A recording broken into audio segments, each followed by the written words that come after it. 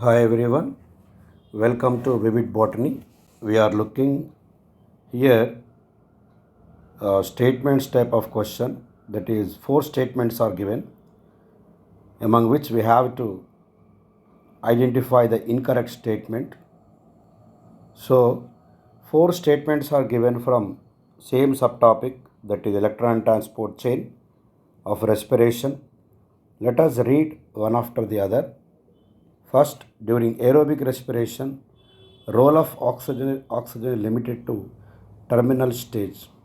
It's true because during the glycolysis, link reaction, Krebs cycle, coenzymes are reduced. The coenzymes include here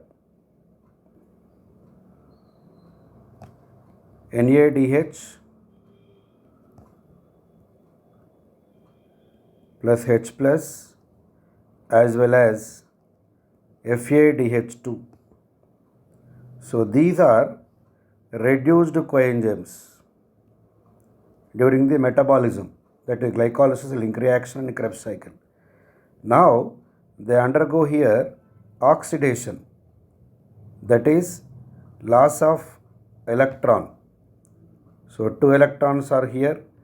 Of course 2 protons also they lose, 2 electrons and 2 protons. Here also they lose, FADH loses 2 electrons and 2 protons, and these electrons are accepted by different complexes. Complex 1 NADH dehydrogenase, complex 3 cytochrome C reductase, complex 4 cytochrome C oxidase, and after complex 4 the 2 electrons, of course 2 protons also, are accepted by oxygen. This is not oxygen molecule, but it is oxygen atom. I write it half O2 to give rise to H2O. So each reduced coenzyme will ultimately produce one water molecule during its reoxidation. We know that total 10 NADH plus H plus are produced and 2 FADH2 are produced. So 10 NADH will produce will accepted by 10 half O2 as well as electrons are accepted. Here also from FADH2 electrons are accepted by 10 half O2. So that not 10, 2 half O2.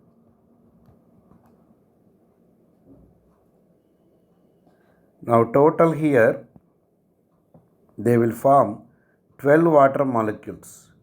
We are talking about per one glucose molecule. Per one glucose molecule, total 12 reduced coenzymes are formed.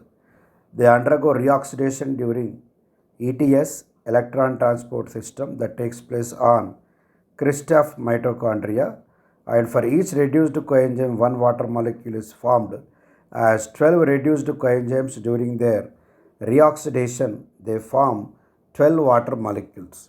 So this accepting of electrons by oxygen takes place at the end of the ETS. See, it is very surprising to know that presence or absence of oxygen is felt at every step of the link reaction and Krebs cycle. Actually, what happens after glycolysis, the pyruvic acid is formed.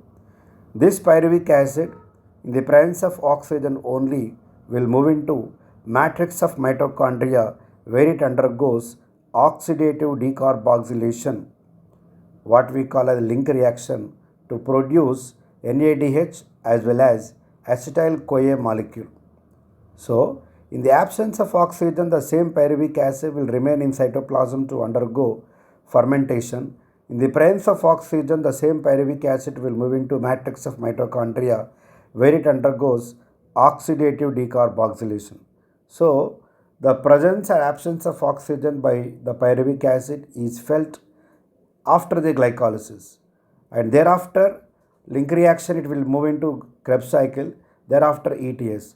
But during the aerobic respiration, that is from link reaction, Krebs cycle and ETS, nowhere, no time we see the involvement of oxygen. Surprisingly, oxygen involves only in the last step of the ETS where it accepts electrons to form the water molecule. But the presence is felt. The biochemical molecules will sense the presence of oxygen at every step of the aerobic respiration. That is speciality of this aerobic respiration. So the first statement, terminal stage involvement of oxygen, is very much correct. Next you see in ETC, electron transport chain, one molecule of NADH gives rise to two ATP molecules. This is wrong. So here one molecule of NADH will give rise to here 3 ATP molecules, whereas FADH2 will produce 2 ATP molecules. The reason behind this is that NADH will give electrons to complex 1. It gives electron to complex 1, that is NADH dehydrogenase, whereas FADH2 gives electrons to complex 2, not complex 1, it gives electrons to complex 2, that is succinate dehydrogenase. Due to this, what happens? The number of protons added in intermembrane space by NADH is greater than that of FADH2. Hope you have understood. More number of protons are added by NADH than that of FADH2.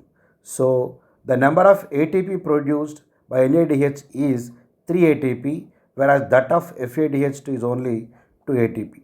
So this second statement is given reciprocally, it's wrong, it wrongly given.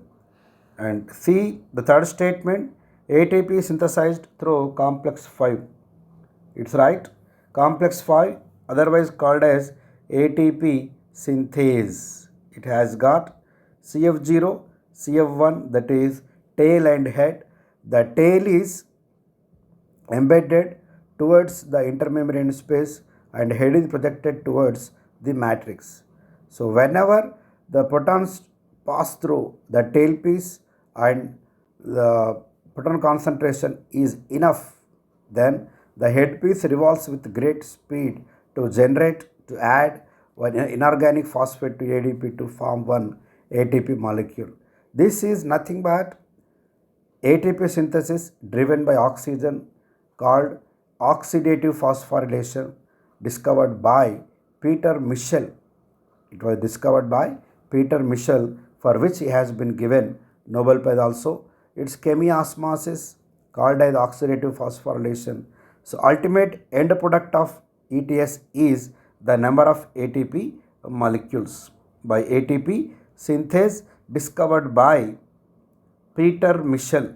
I write here, discovered by Peter Michel, do remember. And this statement is also correct here. Next, see fourth statement, oxidation reduction reactions produce proton gradient in respiration. Gradient means difference. Gradient means difference. So proton gradient means difference in proton concentration. We know that during the ETS, protons are pumped from matrix into IMS, that is intermembrane space. So proton concentration is greater in IMS, intermembrane space, and proton concentration is lower in matrix. So what happens here? Protons will try to move. Of course, here in IMS, as proton concentration is more, the pH is here less. In matrix, proton concentration is less, so pH is more. Remember, pH and proton concentration both are inversely proportional to each other. Then protons will try from IMS to matrix their concentration is more in IMS, but they cannot come, the membrane becomes impermeable. Then these photons will pass through CF0, CF1, during which they synthesize the ATP called oxidative phosphorylation discovered by Peter Michel. So, photon gradient is compulsory here for the formation of ATP molecules, and ATP synthesis is compulsory here for formation of ATP molecules. So, this reaction is also correct here. The right option for this question is here option 2. This is the incorrect statement among the 4. So, this question is also framed on single concept, the subtopic, that is ETC, and the statements are also very clearly given, they are not ambiguous. So when one sees all the statements, he can very clearly come to one conclusion that the second statement is wrong. So this question is framed on respiration. Hope you have understood my explanation very well, and we can do this type of questions very well in NEET 2022 also. Hope you are enjoying my video, and I think I am doing better. I am clearing your all questions to maximum extent. Thank you. Do subscribe my channel Vivid Botany. Thank you.